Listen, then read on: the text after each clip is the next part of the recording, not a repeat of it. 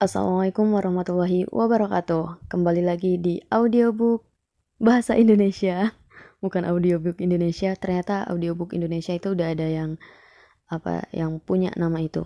Jadi kita nyebutnya apaan ya? Audiobook bahasa Indonesia atau audiobook oleh SN Mata Air? Terserah lah ya. Ini aku mau lanjutin buku bab 2 dari buku Bicara Itu Ada Seninya. Soalnya karena udah 2 minggu nggak upload, terus yang terakhir itu kan 2 minggu lalu, pas di tahun 2019 akhir tahun gitu, udah mulai diteror akunya. Jadi mari kita lanjutkan di bab kedua. Judul babnya Pintar Mendengar, Pandai Berbicara. Teknik terpenting dalam komunikasi adalah mendengar. Oh iya, selamat mendengarkan. Subbab pertama, tanya, puji, lalu bereaksi. Ulangi ya, tanya, puji, kemudian bereaksi. Pertanyaan wujud ketertarikan. Ini ada kayak tanda petik, kalimat dalam tanda petik gitu. Ajarkan saya cara berkomunikasi yang baik dengan suami. Bagaimana supaya saya bisa berdialog dengan baik dengan orang tua? Pertanyaan tersebut sering saya dengar sejak dikenal luas sebagai pakar komunikasi. Di antara para penanya, ada yang pernah melakukan konsultasi berbicara. Namun, kebanyakan di antara mereka tidak tahu bagaimana cara menjalin komunikasi yang baik di kehidupan nyata. Karena mereka hanya belajar sampai teknik, bagaimana bersuara yang bagus, atau berbicara yang baik saja. Oleh karena itu, saya membuat rumus terapi komunikasi yang dapat diterapkan dengan mudah oleh siapapun dalam kehidupan sehari-hari, berdasarkan pengalaman saya yang memberikan jasa konsultasi. Rumusnya sangat sederhana, yaitu C sama dengan Q dikali P dikali R. C itu komunikasi, Q adalah question, P price, R reaction. Jadi C sama dengan Q dikali P kali R. Kalau nggak inget ditulis aja tuh. C sama dengan Q dikali P dikali R. C adalah communication atau komunikasi. Ada 3 hal yang diperlukan untuk memenuhinya. Untuk dapat si C itu, yaitu Q, question atau pertanyaan, dan P, price atau pujian. Itu gimana sih bacanya? Dan R atau reaction atau reaksi. Dengan demikian, komunikasi akan berjalan dengan lancar dan baik. Harus mengandung pertanyaan, pujian, dan reaksi. Tadi kan rumusnya tuh C sama dengan Q kali P kali R. Jadi itu maksud dia itu untuk supaya komunikasi berjalan dengan lancar dan baik tuh, komunikasi sama dengan harus ada Q, P, R. Harus ada pertanyaan, pujian, dan reaksi. Itu maksudnya. Oke, lanjut. Pertanyaan adalah bentuk ketertarikan terhadap lawan bicara. Oleh karena itu, pertanyaan dapat disebut sebagai dasar komunikasi. Komunikasi tidak akan terwujud jika tidak ada ketertarikan sama sekali terhadap lawan bicara. Berbicara tanpa ketertarikan sama saja seperti berbicara sendiri dengan tembok. Dalam buku How to Win Friends and Influence People karangan Dale Carnegie, ketertarikan ditegaskan dalam 6 aturan untuk mendapat kesan yang baik. Dalam aturan pertama, sungguh-sungguh tertarik dengan lawan bicara. Dan aturan kelima, ungkapkan ketertarikan Anda terhadap lawan bicara. Alfred Adler memberikan pengaruh besar dalam teori pengembangan diri Carnegie dan mengemukakan alasan pentingnya ketertarikan sebagai berikut. Ini ada kayak tanda petik gitu, kalimat dalam tanda petik. Mereka yang tidak tertarik terhadap orang lain mengalami kesulitan terbesar dalam hidup dan merasakan luka terbesar dari orang lain. Seluruh kegagalan yang dialami manusia muncul dari orang-orang seperti ini. Titik. Pertanyaan termudah yang dapat dilontarkan kepada lawan bicara adalah, siapa nama Anda? Pertanyaan ini tidak akan muncul jika tidak ada ketertarikan terhadap lawan bicara.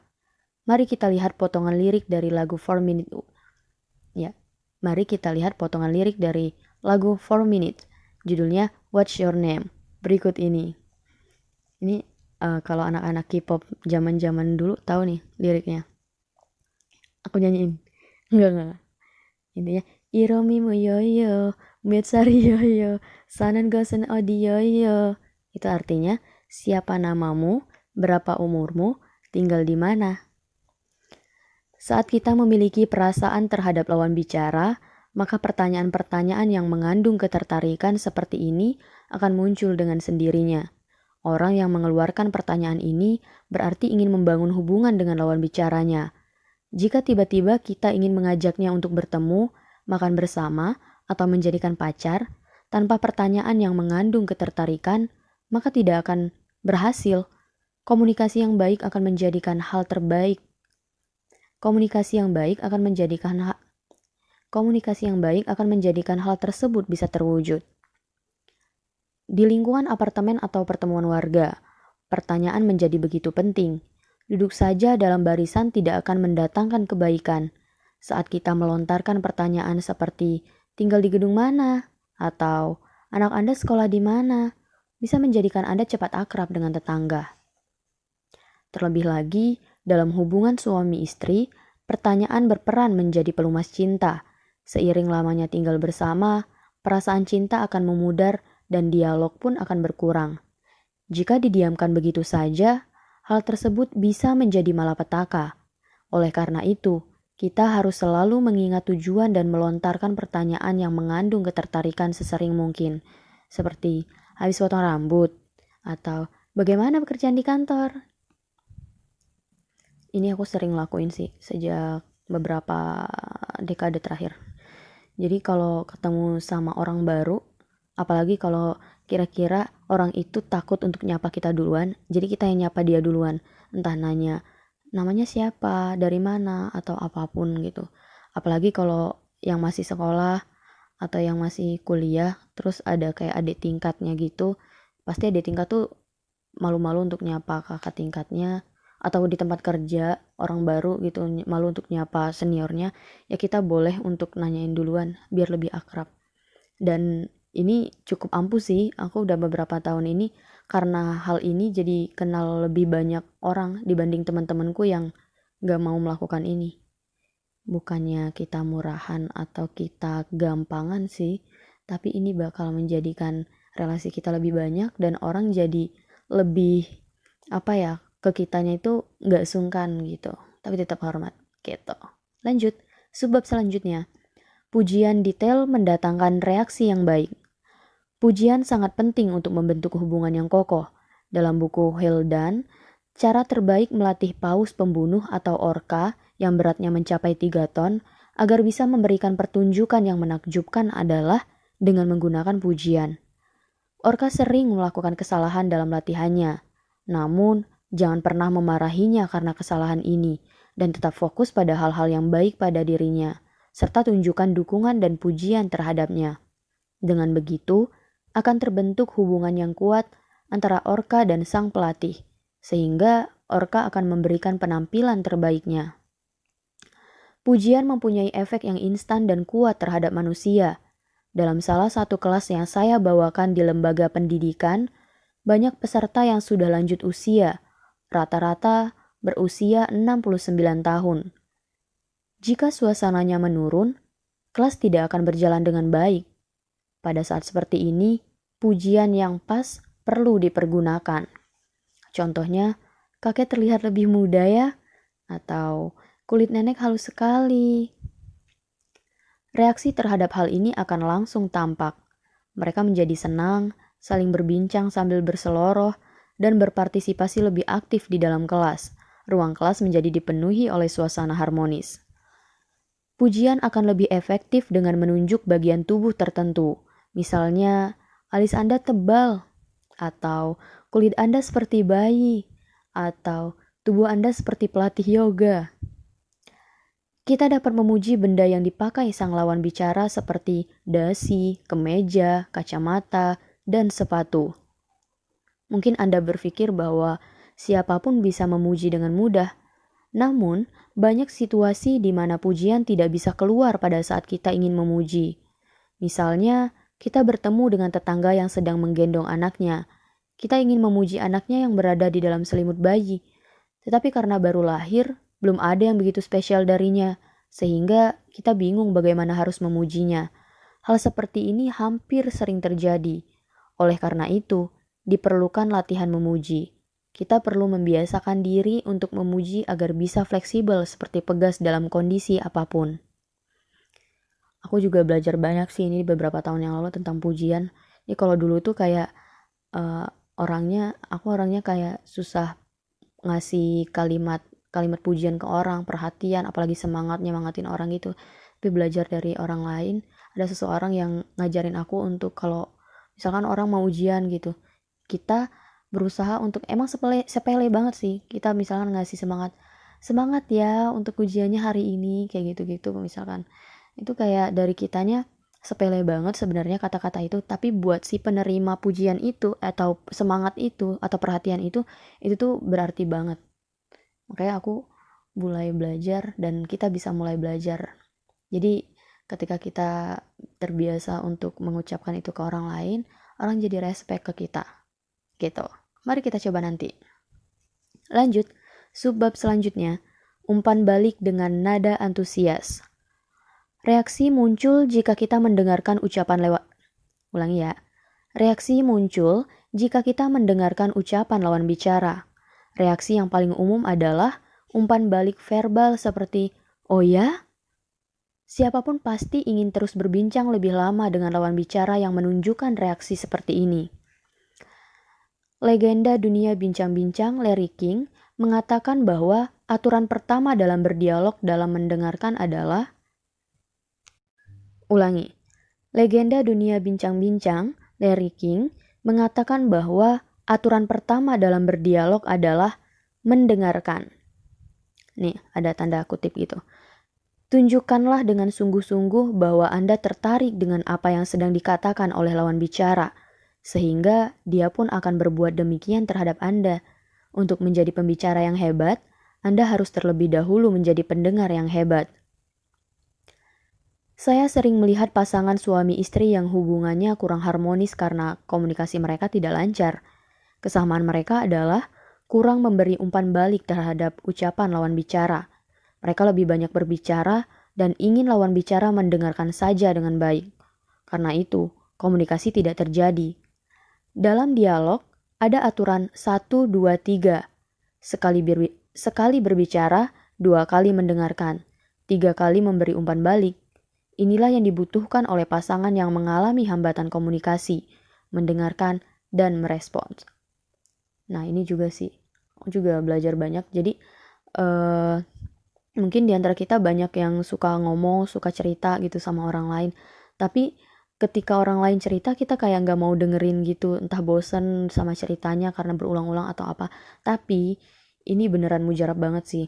Jadi kalau lagi ngobrol sama orang, kita ngomong gitu cerita, nanti dia ngerespon. Nah setelah itu gantian, ketika dia ngomong kita bener-bener merhatiin, antusias banget.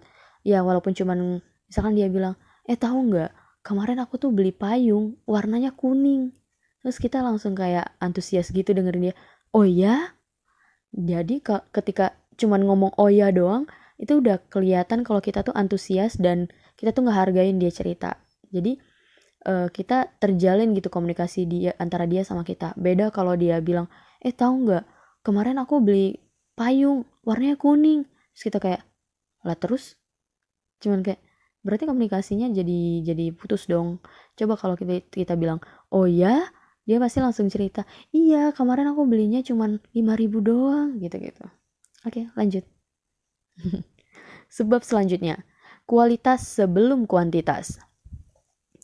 Pasangan yang tidak mengobrol 30 menit dalam sehari. Saya jarang mengobrol dengan suami. Dia seperti mengabaikan saya. Kalau kami bicara, pasti bertengkar, sehingga lebih baik kami tidak berbicara. Ucapan tersebut sering saya dengar dari ibu rumah tangga berusia 40-an. Saya memahami kesulitan tersebut karena usia saya pun sebaya dengannya. Menurut laporan Kementerian Wanita dan Keluarga, waktu dialog antara pasangan usia paruh baya 40 hingga 50-an adalah yang terendah. Sebanyak 34,4% pasangan berusia 40-an mengobrol kurang dari 30 menit dalam sehari. Sedikit lebih banyak daripada pasangan berusia 50-an yang sebesar 34,1%. Kurangnya waktu mengobrol seperti ini menandakan komunikasi di antara pasangan tersebut tidak berjalan dengan baik. Dalam keluarga saya pun, waktu untuk mengobrol sangat sedikit. Saya mengajar di kampus, perusahaan, dan lembaga pendidikan, serta aktif di panggung-panggung seantero negeri menjadi moderator dan penyiar dalam berbagai kegiatan. Setiap hari, saya begitu sibuk sampai harus menyewa road manager. Oleh karena itu, sesampainya di rumah, saya pasti langsung tertidur. Suami saya pun selalu bekerja di luar, sehingga mudah saja untuk muncul konflik di antara kami karena kurangnya dialog. Namun, kami mengatasinya dengan bijak. Suami saya mampu menjadi teladan, rela mengurus masalah di rumah. Ia tidak pernah sekalipun mengeluh. Selain itu, kami juga secara efisien menerapkan rumus komunikasi. Rumus yang tadi, C sama dengan Q dikali P kali R.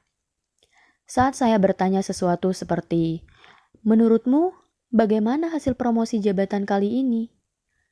Ia yang tadinya menatap televisi langsung menoleh ke arah saya. Lalu dengan wajah tidak enak hati, ia menjawab, "Aku tidak terlalu berharap." Kemudian saya berkata, "Ya, kesempatan bukan kali ini saja. Kalau bukan kali ini, mungkin lain kali. Semoga yang terbaik." Ia pun tersenyum hangat. Tidak berhenti sampai di sini. Ia mungkin tidak tertarik lagi kepada televisi dan langsung bangkit serta duduk di dekat saya dan bercerita. Ia yang biasanya pendiam dan tidak banyak bicara, mengemukakan kontribusi, prestasi, dan kehebatannya selama di perusahaan.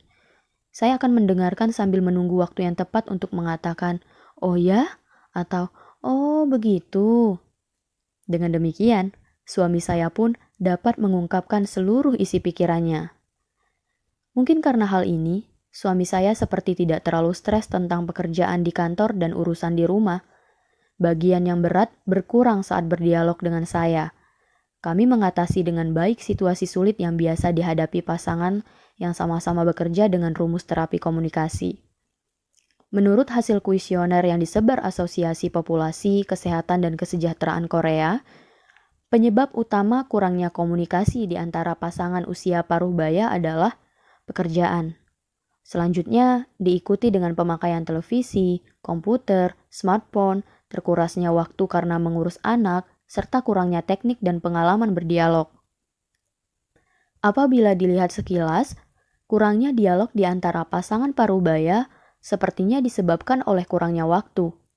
Sementara menurut pandangan saya, belum tentu demikian. Sebab, dari apa yang saya dan suami alami, kami tetap bisa menjalin dialog yang cukup, meskipun waktu luang kami sangat sedikit. Kami mengetahui teknik dalam berdialog, yaitu rumus komunikasi. Yang terpenting bukanlah waktu, melainkan kemampuan berdialog. Kemampuan yang berperan sebagai pelumas dalam hubungan suami istri yang bahagia sangatlah penting. Banyak pasangan yang mengalami kurang berdialog lupa akan pentingnya teknik berbicara. Berpikir bahwa masalah tersebut akan teratasi dalam seketika dengan meluangkan cukup waktu dan situasi tertentu adalah anggapan yang salah. Sebab dialog tidak akan mengalir dengan semudah itu. Subbab selanjutnya, faktor positif dan negatif dalam dialog. Pada tahun 2014, National Institute of the Korean Language mengeluarkan bahan riset yang menarik bahwa semakin banyak waktu berdialog, maka semakin tinggi indeks kebahagiaan. Dan sebaliknya, semakin sedikit dialog, maka semakin rendah indeks kebahagiaan. Di dalamnya, terungkap pula faktor positif dan negatif dalam sebuah percakapan, yaitu sebagai berikut. Yang pertama, faktor positif dialog. Menggunakan panggilan yang diinginkan satu sama lain, saling menyapa saat pulang ke rumah, menggunakan bahasa yang sopan, saling memuji dan mensyukuri, berusaha mencapai kesepakatan, mendengarkan lawan bicara hingga selesai, menunjukkan reaksi mengerti saat lawan sedang bicara. Itu faktor positif.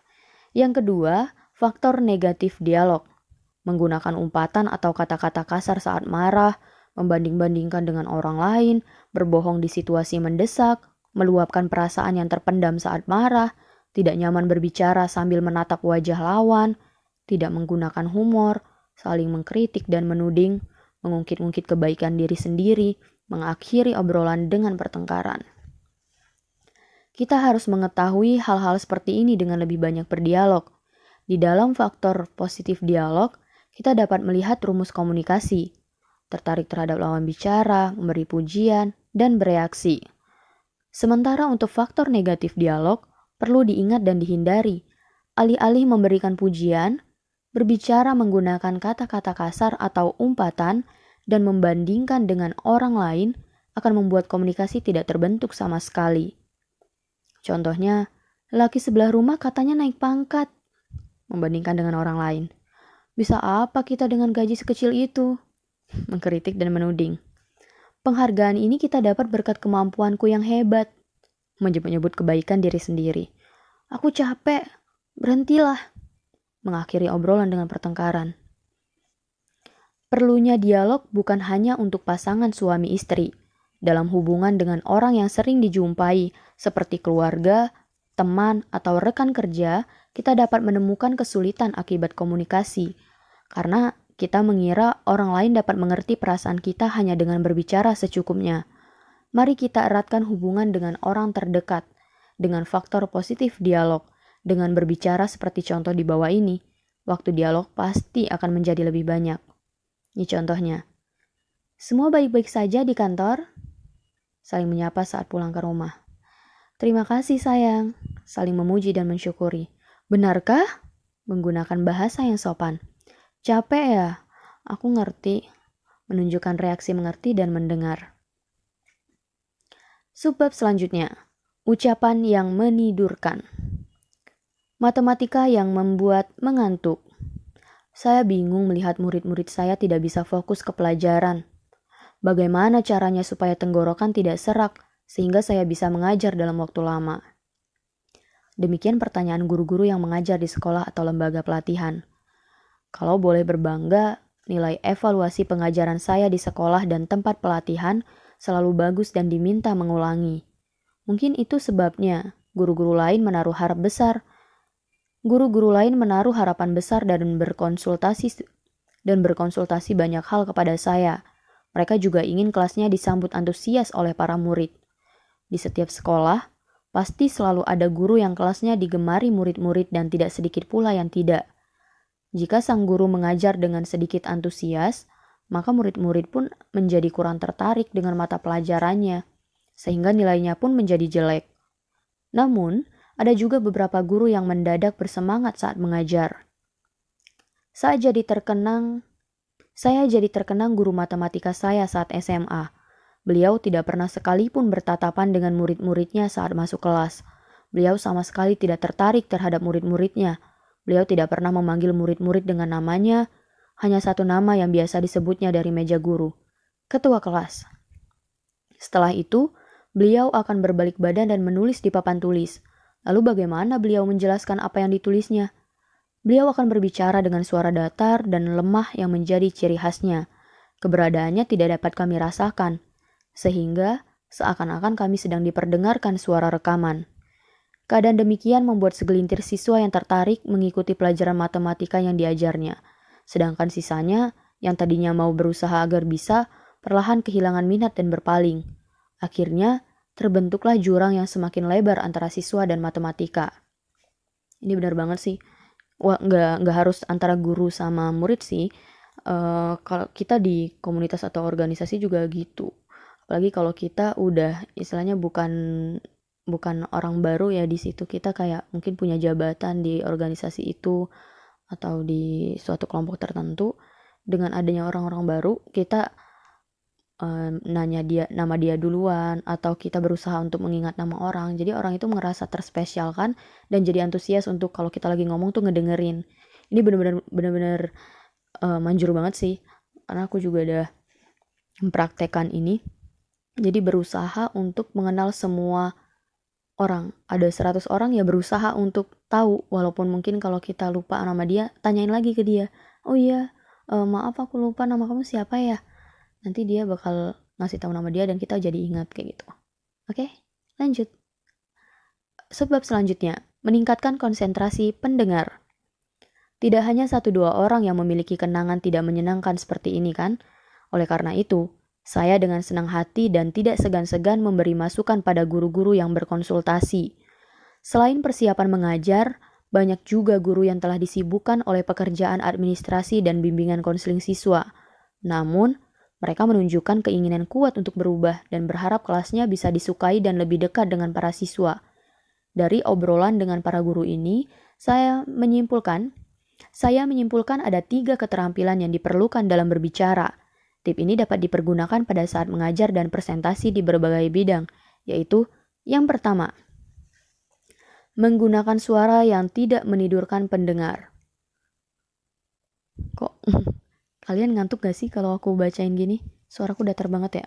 Maaf. Bodo amat. Lanjut. Suara yang bisa menidurkan pendengar adalah suara yang tidak berenergi, datar, dan monoton. Selain itu, suara tersebut juga tidak mengandung emosi sama sekali. Siapapun yang mendengar suara seperti ini, kelopak matanya pasti akan turun hanya dalam 10 menit. Ayo kalian jujur, baru 10 menit langsung ngantuk kan dengar suaraku? Datar banget sih ya. Ya udahlah ya, nikmatin aja. Tapi aku berusaha kok ini. Ayo kita mulai ada emosi-emosinya. Diperlukan kekuatan, ritme, dan intonasi suara yang tepat agar sorot mata para siswa selalu menyala. Kok jadi terkesan kayak dongeng ya? Ulangi. Diperlukan kekuatan, ritme, dan intonasi suara yang tepat agar sorot mata para siswa selalu menyala. Memberikan dinamika suara pada saat biasa dan menekankan sesuatu agar meningkatkan ketertarikan pendengar. Perubahan juga bisa diberikan dengan cepat atau lambatnya ucapan. Intonasi suara juga perlu disesuaikan dengan konten yang ingin disampaikan. Gunakan intonasi berat dan muram saat mengatakan, kedaulatan negara dirampas oleh Jepang. Serta intonasi ceria dan ringan saat mengatakan, kemerdekaan berhasil direbut kembali pada tahun 1945. Kehusyuan pendengar pasti akan jauh lebih tinggi. Bagaimana agar bisa mengeluarkan suara yang dinamis seperti ini? Caranya, dengan membaca buku sambil berlakon seperti aktor. Kayak aku gini ya. Pilihlah dongeng pendek dan hidupkan tokoh di dalamnya dengan deklamasi sambil menggerakkan tangan, kaki, dan ekspresi wajah. Berlatihlah mengeluarkan suara dengan beragam emosi, seperti sedih, senang, atau marah. Guru tidak pernah dituntut untuk, Nomor 1 tadi kan, nomor 1 menggunakan suara yang tidak menidurkan pendengar. Sekarang nomor 2, menjaga tenggorokan. Guru tidak pernah dituntut untuk memiliki suara yang menonjol seperti penyiar. Mereka hanya perlu menghindari suara yang kasar. Ada yang memiliki suara bagus, tetapi karena tidak dirawat dengan baik, suaranya menjadi kurang bagus.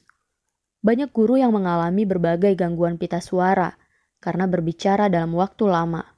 Biasanya, suara menjadi serak, bergetar, dan terputus-putus akibat nodul pita suara, kelumpuhan pita suara, atau polip pita suara. Lakukan 6 hal berikut ini di waktu luang untuk memelihara tenggorokan Anda. Yang pertama, banyak minum air putih. Cairan menjaga membran mukosa pita suara tetap lembab. Kedua, jauhi rokok dan alkohol, serta sebisa mungkin hindari kafein. Kafein menyebabkan pita suara kering. Ketiga, lakukan pernafasan perut. Pernafasan perut dapat mengurangi beban pada pita suara saat bersuara. Yang keempat, banyak tertawa. Tertawa merilekskan pita suara. Yang kelima, jangan berdeham. Berdeham dapat melukai pita suara. Yang keenam, hindari lingkungan yang kering dan berdebu. Lingkungan ini berpengaruh buruk bagi pita suara. Ini aku dapat insight baru sih berarti. Aku banyak minum air putih, tapi minum kayak Thai tea gitu-gitu sering juga. Es gitu juga sering. Jadi habis ini kita berusaha untuk yang pertama banyak minum air putih, kedua jauhi rokok dan alkohol serta sebisa mungkin hindari kafein, ketiga lakukan pernapasan perut, keempat banyak tertawa, ini sering sih. Yang kelima jangan berdeham, mau dehamin siapa emang? Yang keenam, hindari lingkungan yang kering dan berdebu. Lanjut, nomor 3, dengarkan dengan seksama. Ada satu episode yang menarik dari drama Reply 1988. Doksun kehilangan kamera ayahnya yang berharga saat sedang study tour. Lalu ia berteriak, "Aku akan kembali," sambil membentangkan tangannya menghadap langit. Karena takut diakui lagi sebagai anak di keluarganya, ia merengek minta pulang dan berkata kepada gurunya bahwa ia tidak bisa ikut berlibur. Sang guru pun turun tangan. Ia menelpon keluarga Doksun. Dia sangat takut dimarahi, padahal study tour ini hanya sekali dalam hidupnya. Setelah sang guru berkata demikian, ayahnya pun berbicara pada Doksun. Tidak apa-apa, bersenang-senanglah. Sedemikian pentingnya sikap mendengarkan dari seorang guru terhadap ucapan muridnya. Apabila wali kelas Doksun tidak mendengarkan keluhannya, mungkin ia akan dicap sebagai siswa yang pembangkang. Namun, kepedulian sang wali kelas membuat Doksun kembali bersemangat, tidak cemas lagi, dan bisa menikmati acara study tour dengan riang. Mendengarkan bagi seorang guru memiliki efek yang sama dengan peringatan dan perintah yang tegas. Sikap mendengarkan keluhan dan kegelisahan lawan bicara akan mendekatkan pembicara dan pendengar dalam waktu singkat. Subbab selanjutnya, ucapan khusus yang memikat hati. Kalimat horor, apakah aku berubah? Ucapan apa yang bisa menyenangkan pacar saya? Apa yang harus saya katakan agar pacar saya senang? Para mahasiswa kadangkala memberikan saya pertanyaan tersebut. Jawaban untuk pertanyaan tersebut tentu saja lebih dikuasai oleh konsultan percintaan. Namun, karena semua bidang berhubungan dengan aktivitas bicara, saya mencoba untuk memberikan tip kepada mereka. Ucapan dan gaya bicara yang senang didengar oleh pria maupun wanita dari lawan jenisnya jelas ada. Siapapun yang menggunakannya dengan tepat dapat menjadi ahli percintaan. Jika hal ini diabaikan, ikatan antar lawan jenis tidak akan terbentuk. Yang lebih parah lagi, secantik apapun wanita itu, ia akan mudah diputuskan oleh pria. Pernah ada seorang wanita yang meminta konsultasi kepada saya. Usianya pertengahan 20-an, dan ia merupakan mantan finalis Miss Korea. Banyak laki-laki yang mengejarnya, namun mereka hanya bertahan selama beberapa bulan saja. Setelah mengobrol dengannya, tidak tampak ada yang janggal dengan sifatnya. Masalahnya adalah ucapannya. Ia mengaku sering berkata, "Ini cantik ya?" Atau, "Apakah aku berubah?" kepada kekasihnya. Sesudah didiagnosa selesai, saya pun memberinya resep. Ada ucapan wanita yang tidak suka didengar oleh pria. 2 di antaranya adalah, "Ini cantik ya?" dan "Apakah aku berubah?" Ucapan ini akan menjadi penghalang hubungan dengan sang kekasih. Sebaiknya jangan pernah mengucapkan perkataan tersebut. Kemudian saya memberitahunya 4 ucapan wanita yang sangat dibenci oleh pria dan menyuruhnya untuk menghindarinya, yaitu yang pertama, "Minta maaf dong." Yang kedua, "Sayang, ini bagus ya." Yang ketiga, "Apakah aku berubah?" Atau yang keempat, "Terserah." Untung aku bukan cewek. Kalimat pertama bersifat tidak mengacuhkan ucapan seseorang. "Minta maaf dong." Pria seringkali tidak tahu apa kesalahannya kepada wanita. Mempertanyakan secara sepihak tanpa mempertimbangkan hal ini akan membuat pria begitu bersalah. Hal ini akan membuat pria begitu serba salah. Kalimat kedua, "Sayang, ini bagus ya." Kalimat kedua membuat pria terbebani. Pria yang baru berpacaran akan menghadiahkan apapun untuk mendapatkan hati kekasihnya. Baginya, ucapan seperti ini sama artinya dengan meminta dibelikan barang tersebut. Kalimat ketiga, "Apakah aku berubah?" Seperti ujian. Kalimat ketiga serupa dengan ujian. Berbeda dengan wanita, pria tidak terlalu peduli soal fashion ataupun model. Oleh karena itu, mereka tidak bisa segera menangkap apa yang berbeda dari wanitanya. Dan kalimat keempat, terserah. Kalimat ini paling sering digunakan wanita saat memilih menu makanan.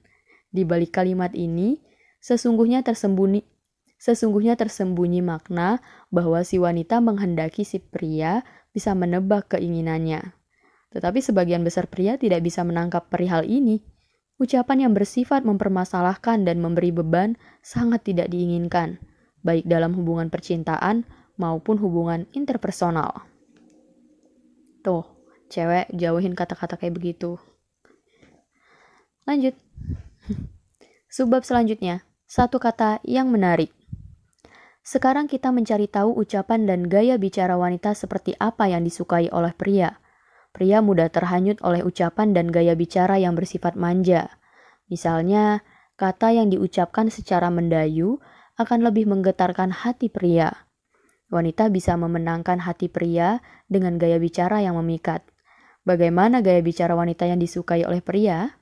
Yang pertama, berakhiran ng, ng, berakhiran ng. Orang Korea suka menggunakan akhiran ng agar terdengar lebih manja seperti kanak-kanak. Kayak egyo gitu gak sih? Pokoknya gitu. Yang kedua, akhir kata dipanjangkan. Hal ini membuat ucapan terdengar lebih lembut dan manis. Seperti, jijik juga aku nyebutnya.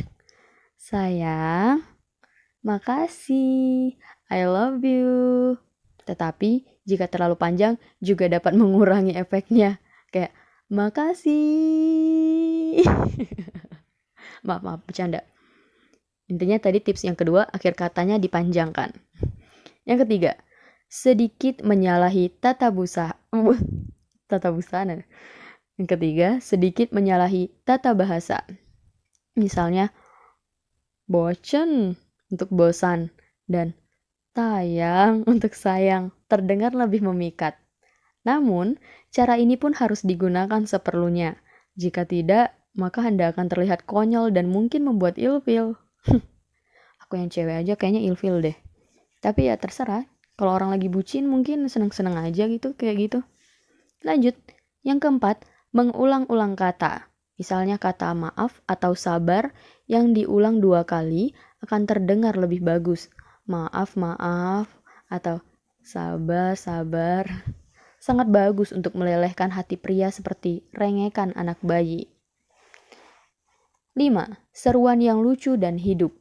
Seruan seperti, ya ampun, membuat wanita terkesan lebih feminin.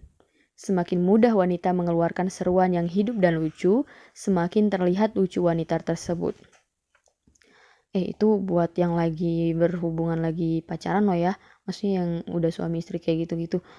Tapi kalau ke temen kayak gitu, sebel juga kali. Ya udah amat. Lanjut. Ada juga ucapan pria yang senang didengar oleh wanita. Menurut Dr. Melanie Green dari Buffalo University dan Dr. John Donahue dari North Carolina University, wanita lebih langgeng berhubungan dengan pria yang pandai berbicara daripada yang bertampang keren. Mereka berkata seperti ini. Wanita menilai pria yang pandai berbicara akan lebih menarik dan pantas untuk dihormati, serta dapat menjadi pemimpin yang baik. Aku juga sih kalau ngelihat orang itu pasti dari cara dia ngomong dulu. Karena dari cara dia ngomong, itu udah kelihatan orangnya kayak gimana dan isi otaknya kayak gimana. Oke, lanjut. Oleh karena itu, ingatlah baik-baik ucapan yang disukai wanita agar ia selalu dalam pelukan Anda. Ada 4 jenis ucapan yang disukai wanita. Nih, catet nih, buat cowok. Yang pertama, respons yang membuat tersentuh. Respon seperti, hah? Yang bener? Kok bisa? Dan ada apa? Membuat hubungan Anda menjadi semakin mesra dengan wanita. Kata-kata ini sering terdapat dalam obrolan antar wanita yang menunjukkan bahwa kata-kata ini dapat memperkuat ikatan emosi para wanita. Gunakan kata-kata ini untuk memikat hati para wanita. Tuh, kayak tadi loh. Hah? Yang bener? Kok bisa? Lanjut. Nomor 2. Kalimat yang semakin sering diucapkan semakin berefek. Ungkapkan perasaan dengan kalimat seperti, cantik, kamu kok semakin lama semakin cantik sih? Hari ini kamu terlihat lebih cantik. Atau, kamu dandan seperti ini di depanku saja kan? Dan sesuaikan dengan situasi yang ada. Mendengar dirinya disebut cantik akan membuat hati wanita senang seolah-olah ia memiliki seluruh dunia. Yang ketiga, kalimat penghibur di Yang ketiga, kalimat penghibur di situasi kurang baik. Kenapa kamu bisa sakit? Capek? Kamu gak apa-apa? Aku khawatir. Wanita akan tersanjung saat ada seorang pria mencemaskannya dengan kalimat-kalimat seperti itu. Bagi wanita, ucapan tersebut membuatnya berbunga-bunga karena seperti mendapat dukungan yang sangat kuat. Yang keempat, menanggapi cerita dengan pertanyaan. Ada pria yang tidak banyak bicara saat bertemu dengan wanita. Obrolan mereka akan langsung selesai. Untuk mendapatkan hati wanita, pria harus tertarik pada ucapan sang wanita dan membuat obrolan terus berlanjut dengan melemparkan pertanyaan-pertanyaan. Misalnya, saat ia berkata, hari ini aku ikut klub Misalnya saat ia berkata, hari ini aku ikut klub bulu tangkis. Jawablah dengan, klub? Demikian pula saat ia bercerita, Sabtu lalu aku bertemu Yejin. Maka jawablah, Yejin teman SMA kamu kan? Itu aku juga suka sih kalau yang untuk yang keempat ini. Kalau lagi cerita gitu, apalagi sama yang orang yang udah dipercaya, entah itu ini lagi cerita lawan jenis ya. Misalnya lagi cerita ke lawan jenis gitu. Kalau misalkan kayak cerita, tahu nggak? Terus dia kayak langsung respon apa-apa-apa, gimana. Terus kita jadi kayak itu loh, langsung sebagai cewek langsung kayak ngerasa didengerin gitu. Jadi kalau kalian para pria mau memikat hati seorang wanita, antusiaslah. Karena mereka ingin didengarkan. Oke, lanjut. Subbab selanjutnya. Tertawalah 20 menit sekali.